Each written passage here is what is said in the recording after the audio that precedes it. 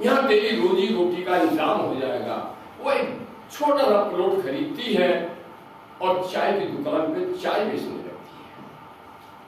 मेरे पास सूचना आई, कुछ गुंडों ने उसके मकान और चाय की दुकान पे कब्जा कर लिया। मेरे बहुत अच्छे मित्र शिव कुमार गोयल, पत्रकार, यूएनआई, मैं उनके पास पहुंचा। मैं ये ऐसे हुआ, उन्होंने एक अशोक शर्मा थे हिंदुस्तान के पत्रकार, उनको फोन किया।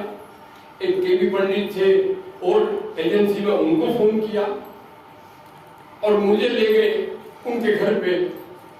सारे देश के अखबारों में सुबह खबर छपी, मेरे पास फोटो रखा है। माफ करना, काकोरी कांड के रामप्रसाद बिस्मिल की बहन चाय बेचती है इस देश में और राजनीति के लंबरदारों को शर्म नहीं आती। कितना अपमानजनक है ये। मेरे पास एक फोटो टंगा है, भगत सिंह को उनकी पत्नी बनके, भगवती चरण बोहरा की पत्नी, जब भगत सिंह फरार हुए सरदार थे, कलकत्ता लेके गई, लाहौर से अपनी गोद में अपने छोटे बच्चे को, सची को, दुर्गा भाभी, मैं उनसे मिला। वो मुझे कहने लगी देश में क्रांतिकारियों का जितना अपमान है कहीं दुनिया में नहीं। माफ करना, जिनकी त्याग और तपस्या से और शहादत से हम जैसे लोगों को कुर्ता पाजामा पहनने का अधिकार मिला है, राज में बैठने के मौके मिले हैं, कितना बड़ा अपमान हुआ है इस देश में उनका। बहरहाल मेरे पास वो सारी चिट्ठियां रखी हैं, मेरी वो बहुत पूंजी है, मेरी कई किताबें आई, उनसे मुझे कई पुरस्कार भी मिले, लेकिन मेरे मन को बेचैनी ने अभी तक तोड़ा रखा। अपनी बात को छोटा करता हूं और मैं बहुत बधाई देता हूं कि आप आर्य समाज को इतने तमाम ताकतवर लोग बैठ करके आर्य समाज को जिंदा रखे हुए हो।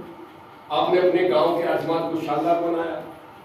इस गांव के इन नौजवानों ने अंतिम संस्कार जहां होता है उसको भी कहा कि ये भी जिंदगी का आखिरी पड़ाव का ठिकाना है, लेकिन ये भी शानदार होना चाहिए। उसको शानदार बनाया, गांव के हरिजनों के मंदिर को शानदार बनाया, अपने कॉलेज के वार्षिकोत्सव में 50 साल के उसको जबरदस्त ढंग से मनाया। मामूली लोग नहीं हुआ।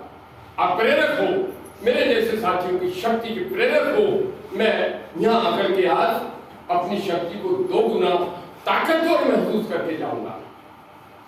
एक निमंत्रण देके जा रहा हूं। यहां भी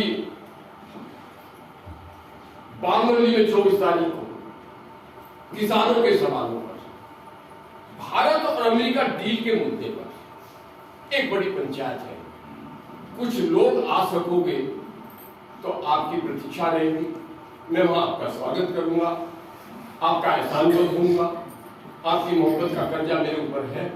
कभी मुझे जिंदगी में अवसर मिला तो सबसे पहले आपके ऋण को उतारने की शुरुआत इसी गांव से करूंगा।